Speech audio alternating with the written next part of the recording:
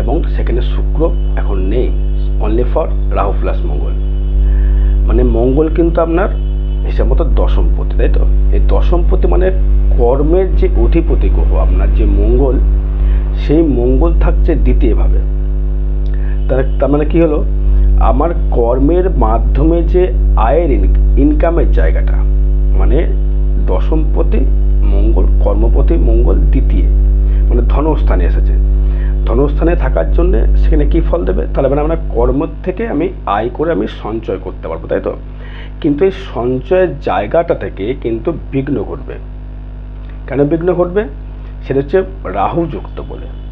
রাহু আর মঙ্গল কিন্তু একটা অঙ্গারক যোগ সৃষ্টি করে। অঙ্গারক মানে, অঙ্গার মানে কি? ভস্ম হয়ে যাওয়া বা ছাই হয়ে যাওয়া বা কয়লা হয়ে যাওয়া, এগুলো আপনারা জানেন, যাকে বলে অঙ্গার। এটা আমার বলে, যেটা বাংলায় বলে অঙ্গারক, হিন্দিতে বলে অঙ্গার।